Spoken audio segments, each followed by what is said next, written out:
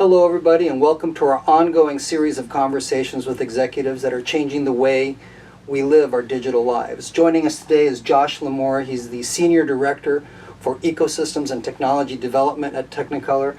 We're here today with Josh to talk about the future of technology as it relates to broadcasting sports. Josh, thanks so much for taking the time to chat. Thank you.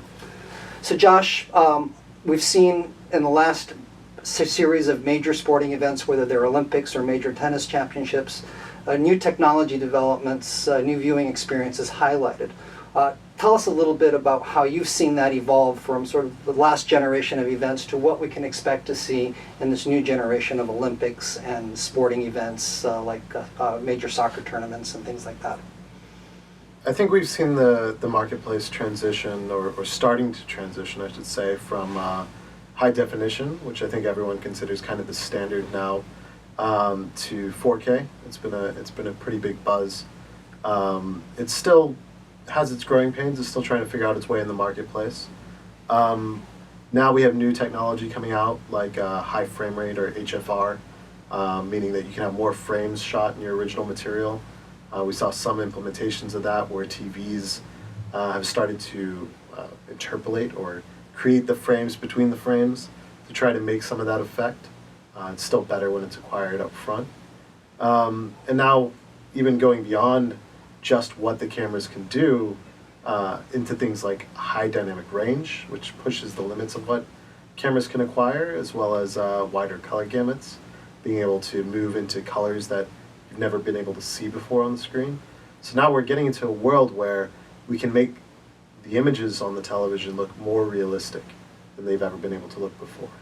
So we saw at the most recent Consumer Electronics Show a big movement in terms of these kinds of technologies under the UHD Alliance.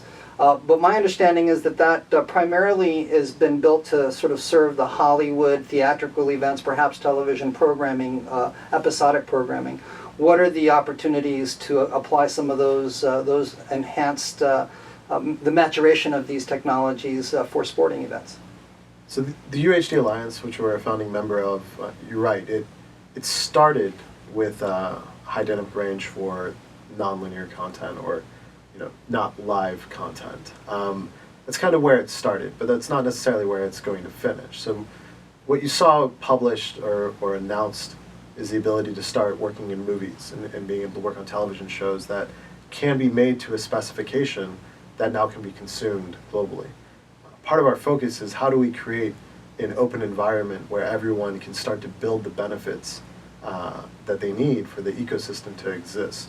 And so while it's called the UHD Alliance, you'll notice part of that, the major focus of that is around things like high dynamic range and a wider color gamut than what we've had before on television.